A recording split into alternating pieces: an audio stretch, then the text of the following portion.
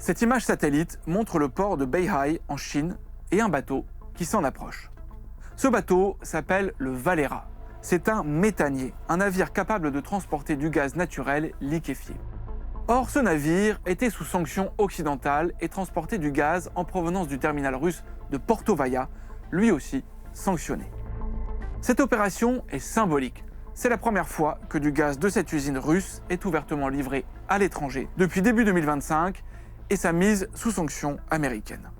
En d'autres termes, cette livraison signale un renforcement de la coopération entre la Chine et la Russie.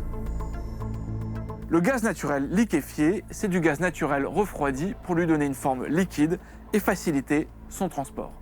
La Russie cherche à en accroître ses exportations pour financer sa guerre en Ukraine. Et c'est pour cela que certaines usines de gaz russes ont été placées sous sanctions par les États-Unis. Ça veut dire concrètement qu'il est interdit à tout acteur qui utilise le système financier américain d'interagir avec ces usines. C'est le cas de Porto Vaya donc, mais aussi par exemple de l'usine Arctic LNG 2. Face aux sanctions, la Russie avait cherché en 2024 à constituer une flotte fantôme pour exporter clandestinement du gaz depuis cette usine. 8 cargaisons avaient été chargées sur plusieurs méthaniers, mais elles n'avaient pas trouvé d'acheteurs. Le gaz naturel liquéfié est resté à bord des méthaniers ou dans des unités de stockage flottantes. Mais mi-août 2025, alors que se déroule la rencontre entre Trump et Poutine en Alaska, plusieurs de ces méthaniers lèvent l'ancre et peu après, un navire décharge sa cargaison à Beihai. Au total, au moins 23 cargaisons en provenance d'Arctic LNG 2 ont été ouvertement livrées à ce terminal en un peu plus de 4 mois. C'est plus d'1 million de tonnes de gaz naturel liquéfié. Ce gaz russe intéresse la Chine pour plusieurs raisons, selon l'expert Kjell Eklund.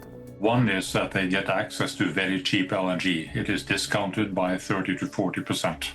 And the second one is that it reinforces the cooperation on a political level between Russia and China. Russia wants to prove that they can actually do business even if they have severe sanctions imposed against them. Ces livraisons se sont opérées au grand jour via des bateaux liés à la Russie. Le terminal qui reçoit ce gaz naturel liquéfié est exploité par une entreprise tournée vers le marché intérieur chinois. Il est donc peu exposé aux sanctions.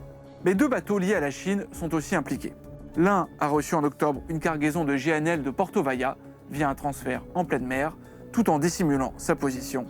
L'autre a chargé du gaz naturel liquéfié du terminal de Porto Vaya fin décembre. Quoi qu'il en soit, les États-Unis ne semblent pas vouloir, pour le moment, faire davantage pression sur la Chine. After the rare earth conflict, I think the US has become a lot more careful in what it chooses to do against China. Trump personally plays a role in this, and I'm fairly confident that he does not want to escalate further any situation with China. C'est la fin